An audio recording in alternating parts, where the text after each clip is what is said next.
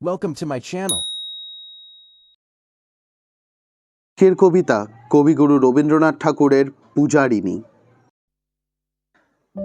সেদিন শারদ দিবা অবসান, শ্রীমতী নামে সে দাসী, পুণ্য শীতল সলিলে নাহিয়া, পুষ্প প্রদীপ থালায় বাহিয়া, রাজমহিষীর চরণে চাহিয়া, নীরবে দাঁড়ালো আসি। শিহরি সভয়ে মহিষী কহিলা, এ কথা নাহি কি মনে, অজাত শত্রু করেছে রটনা, স্তূপে যে করিবে অর্ঘ রচনা, শুলের উপরে মরিবে সেজনা, অথবা নির্বাসনে। সেথা হতে ফিরি গেল চলি ধীরে, বধূ অমিতার ঘরে। সমুখে রাখিয়া স্বর্ণ মুকুর, বাঁধিতেছিল সে দীর্ঘ চিকুর, আঁকিতেছিল সে যত্নে সিঁদুর, সীমান্ত সীমা পরে।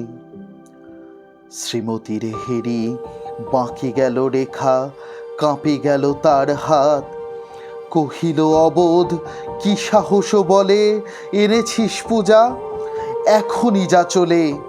কি কথা দেখিবে ঘটিবে তাহলে, বিষম বিপদপাত।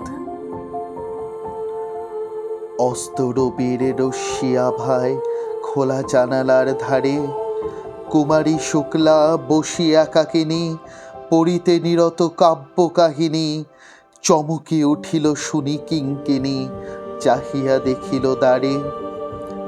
শ্রীমতীর হেরি পুঁথি রাখি ভূমে, দ্রুত পদে গেল কাছে, কহে সাবধানে তার কানে কানে, রাজার আদেশ আজি কে না জানে, এমন করে কি মরণের পানে ছুটিয়া চলিতে আছে। দ্বার হতে দ্বারে ফিরিল শ্রীমতী, লইয়া অর্ঘ্য থালি। হে পুরবাসিনী সবে ডাকি কয়, হয়েছে প্রভুর পূজার সময়। শুনি ঘরে ঘরে কেহ পায় ভয়, কেহ দেয় তারে গালি।